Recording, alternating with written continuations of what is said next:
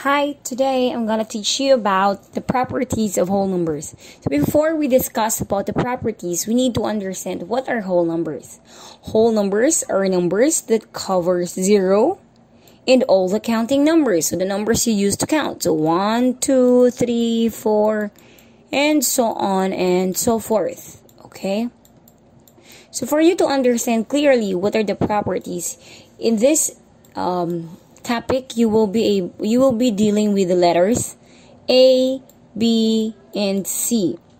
These A, B, and C are called variables. Okay? Variables meaning to say they represent certain unknown. So we will use the letters A, B, and C to represent. So A, B, and C will represent any whole number. So any whole number, so A can be 5, B can be 3, C can be any number. They are any number.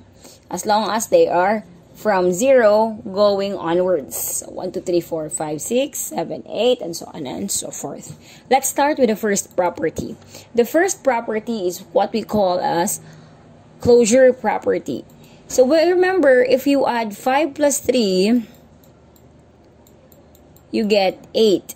And then if you add 555, and then you add it with 111, you get 666.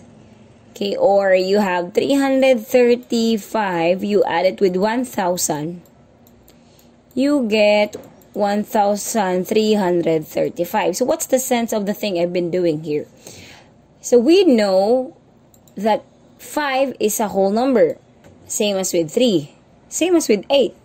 Same with this number and this one and this one and so on and so forth. So as you notice, if we add any whole number to another whole number, so you add a whole number to another whole number, you still get another whole number. So therefore, we have this property. The first property says, if A and B are any two whole numbers, then A plus B are also whole numbers. Same as with multiplication. So if you try to multiply 2 times 6, you get 12. So you still get the same whole number. They are still whole numbers. But why is it subtraction and division is different? Remember, so for subtraction, if you have 5 minus 8, can you take 8 from 5? You can actually do that, but it will be a negative value already. A negative number is not a whole number. This is not a whole number. So this is not a whole number. Not a whole number. And then if you try to divide, for example, you would want to divide 3 divided by 6. That will be 1 over 2 or equal to 0.5. And 0.5 is not a whole number. Okay? So therefore, whole numbers are not close in subtraction, same as with division. It's only close in addition and multiplication. So that's the closure property. Let's go with the next. We have commutative property. Commutative property simply means changing the order of the number does not affect the answer. Okay, again, changing the order of the numbers does not affect the answer. For example, you have 5 plus 3 is equal to 8. It's the same as 3 plus 5, which is also equal to 8, right? It does not affect the answer. So therefore, we say that 5 plus 3 is equal to 3 plus 5. Also, for example, it's also commutative property also works with multiplication. Why?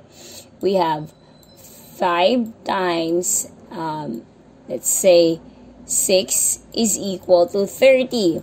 Same as with 6 times 5, which also gives us the same answer, which is 30. So it's addition and multiplication works for commutative property.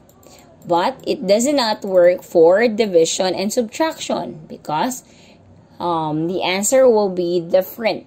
So say for example, you have 5 divided by 10 is not equal to 10 divided by 5.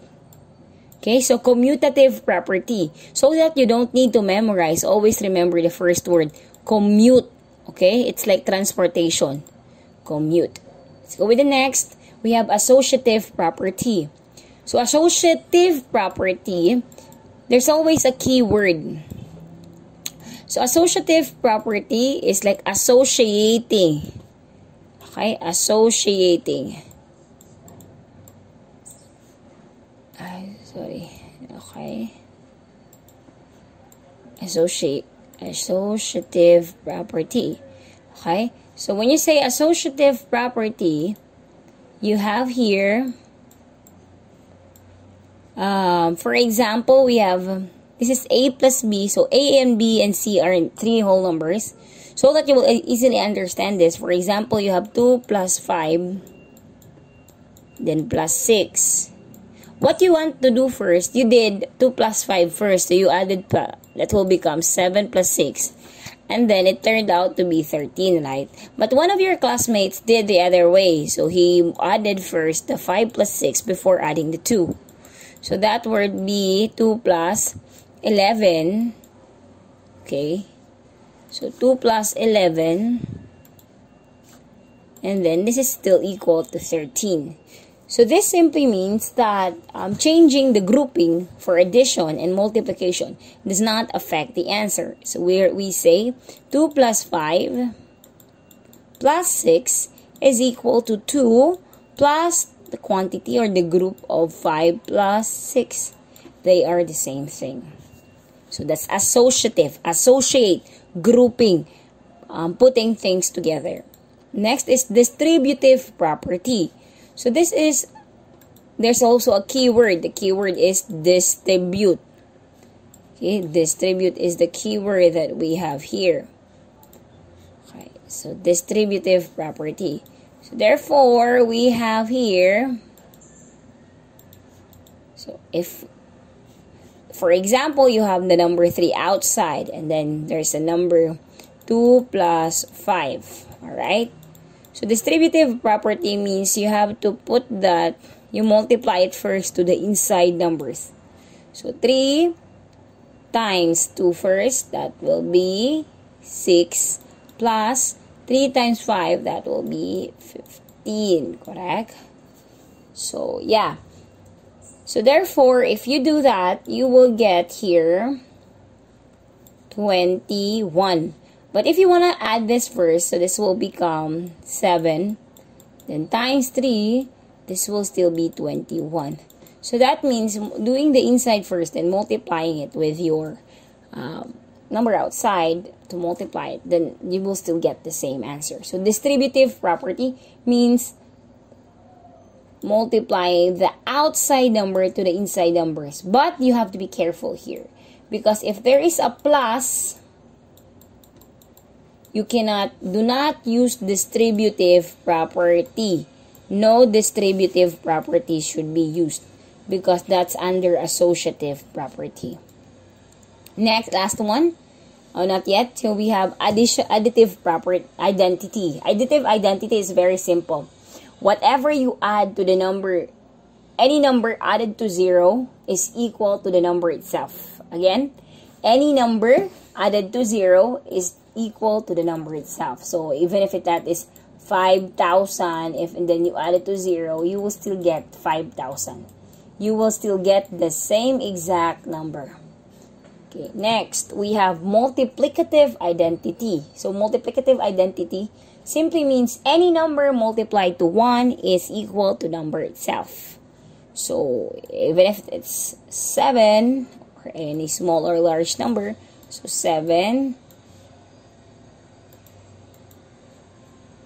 we have, so we have 7 times, I'm so sorry, it's not working again. So 7 times 1 is equal to 7. Okay, or whatsoever higher number is that. Then we have multiplication by 0. Any number multiplied to 0 is equal to 0. Okay, so any number, no matter how large that is, if you multiply that to 0, the answer will be 0. So it's like 3 million. Okay, so 3 million times 0 is equal to 0.